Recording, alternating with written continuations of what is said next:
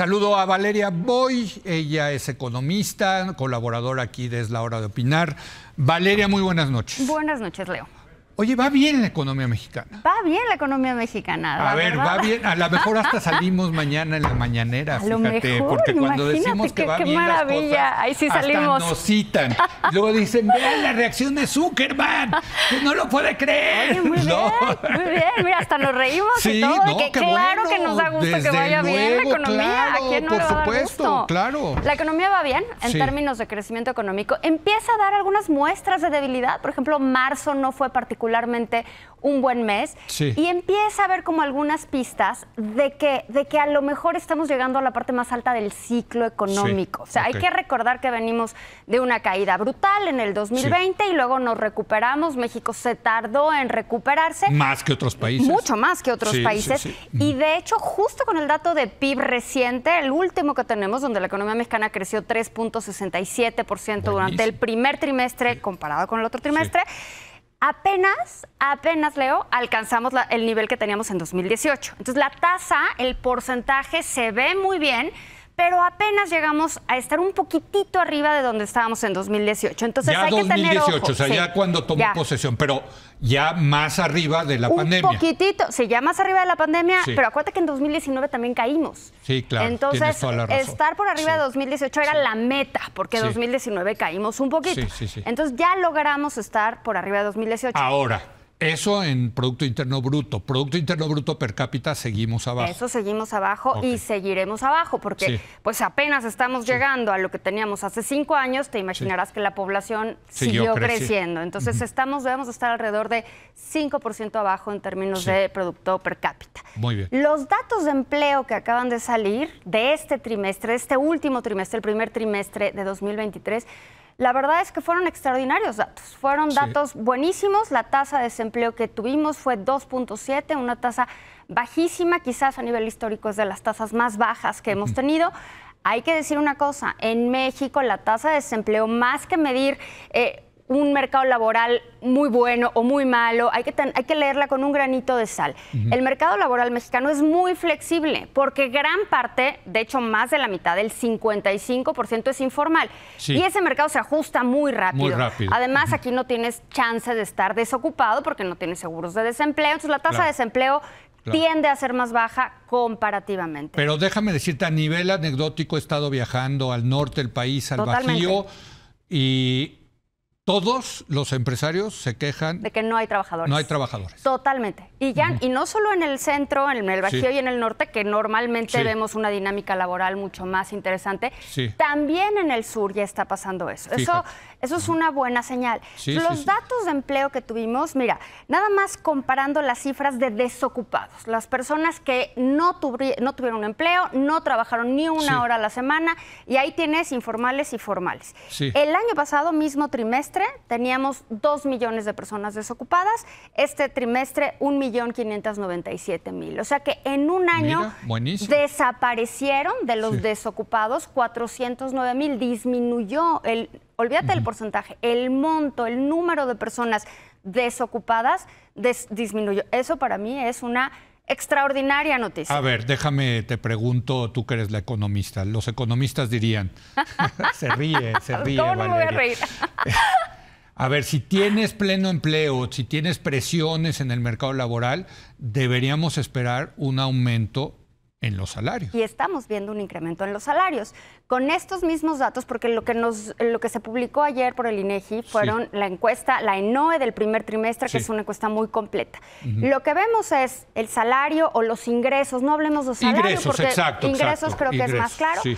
Los ingresos de los formales, de los trabajadores formales, son en promedio 9.410 pesos. Los de los informales son 6.099 pesos. Fíjate. Entonces, el 35%, hay un 35% de diferencia entre lo que ganan los formales frente a lo que ganan los informales. Los Sí. informales siempre ganan Sí, menos, sí, ¿no? sí. Aunque de repente te dirán, oye, yo conozco uno, sí.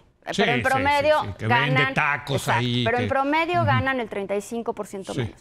El chiste es ver, ¿y esto se ha incrementado o no se ha incrementado? Sí. Pues ya en términos reales, quitando la inflación que ha estado ruda y que estuvo ruda el año pasado, el ingreso de los formales creció 2.3%, ya en términos reales, quitando inflación, y el ingreso de los informales creció 3.6%. Entonces sí estamos viendo esta presión salarial, que no solo es presión, sino que ya estamos viendo incrementos en el ingreso. Qué bueno, porque por supuesto, evidentemente aquí estuvo...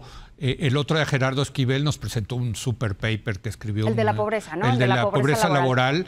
Y bueno, pues otra vez hay que reconocerle a este gobierno que en términos de pobreza laboral sí ha logrado abatir la pobreza laboral. La pobreza laboral es aquella que con tu ingreso proveniente de tu trabajo te alcanza para cubrir las necesidades básicas. Y en efecto ha disminuido la pobreza laboral, sobre todo después de la última medición que fue la de la pandemia, y ahí pues era una medición. Entonces, a ver, ahora tú dices, estamos viendo los datos de arriba hasta arriba de la ola. ¿Pero la ola sí va a bajar? Yo creo que la ola va a bajar. El problema de la ola es que es más que la ola, es como la montaña rusa. Nunca sabes cuando llegas hasta arriba hasta que empiezas a caer, porque ya vas así viendo y dices, ahora sí. Y no es ahora sí. El famoso punto de inflexión. En el punto de inflexión. Y solo te das cuenta una vez que ya pasó. Entonces, yo no creo que ya vaya a ser este trimestre o el trimestre que entra. Sí tiendo a pensar que será a finales de este año o a principios del año que entra, muy en función de lo que suceda en la economía de Estados Unidos, porque de alguna manera pues vamos moviéndonos en ciclos parecidos. Entonces, tiendo a pensar que eso va a suceder, porque sí hay mucha presión salarial, hay mucha presión de empleo. Y cuando hay mucha presión de empleo, dices, ¿dónde está la gente, no? ¿Dónde está la gente? Que eso es lo que estás viendo tú en tus viajes, ¿no? Y eso presiona, obviamente, salarios, presiona precios, pero eso también te habla de un sobrecalentamiento de la economía. Entonces, en una de esas, empezamos a ver ya una desaceleración, que no es lo mismo que una bajada, pero de cualquier manera, Leo, finalmente México recuperó la producción que tenía en el 2018 y ahora sí, a partir de ahorita podemos hablar de más producción, por decirlo de alguna manera, nueva, que ya compense las pérdidas que tuvimos en el 2019, que fueron pequeñas, y las grandototas que tuvimos en el 20. Valeria, había muchos colegas tuyos que decían la posibilidad de una crisis económica en el 2024, al final del sexenio.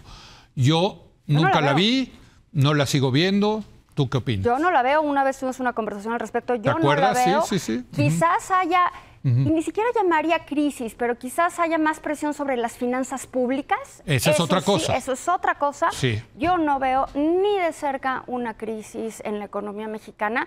A menos que, claro, salga uno de estos cisnes negros y cambien todo, pero no queremos una cosa de esas. Pero no hay ningún indicador de que las cosas en términos económicos se estén tambaleando. No tenemos problemas en la balanza de pagos, que normalmente nuestras crisis anteriores, de esas que recordamos como traumas en nuestro yo interno, no tenemos esos problemas de balanza de pagos, el tipo de cambio es flexible, no tenemos grandes problemas en ese sentido.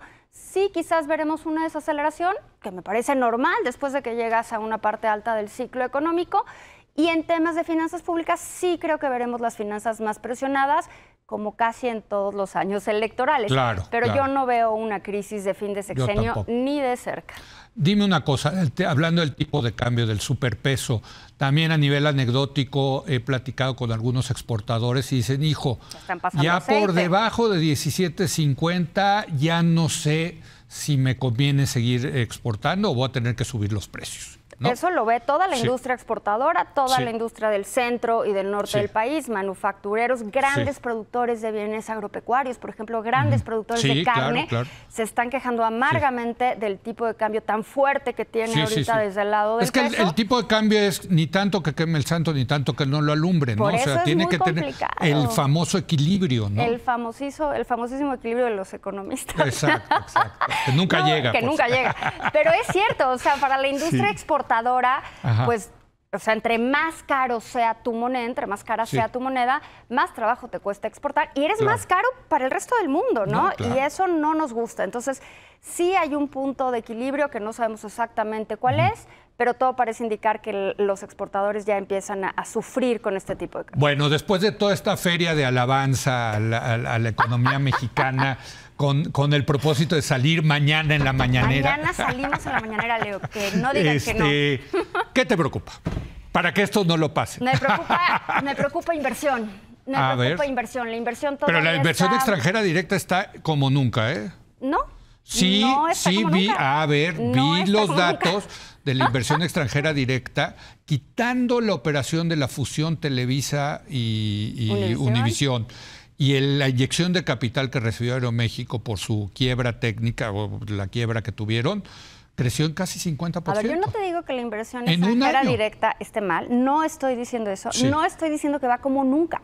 Si ves las cifras hacia atrás, no es un número que... Pero tuvo un incremento. ¿No? Ahí ya yo creo que estamos viendo ya los efectos del nearshoring. Yo creo que todavía no vemos los efectos del nearshoring. Y justo mira, ya tenemos aquí una diferencia. Está bueno. Y justo esa es mi preocupación. O sea, yo creo que para empezar a ver los efectos del nearshoring teníamos que resolver un montón de broncas que tenemos en el centro y en el norte, en particular de infraestructura y de electricidad, Leo. Tenemos un montón de fábricas, parques industriales que ya están listos para empezar a operar tipo mañana, pero no los han conectado a la cuadrícula eléctrica. Entonces, ¿de qué te sirve esta posibilidad si no acomodas las piezas que necesitas en México para aprovecharla? Eso es parte de lo que me preocupa. La inversión total, hay que recordar que la inversión extranjera directa es un pedacito de la inversión total. Sí, la inversión todavía no. Pronto tendremos datos por el lado de la demanda, pero está alrededor de 8% por debajo del máximo que se tuvo en 2015. Entonces, la inversión todavía no estamos así como para echar las campanas al vuelo.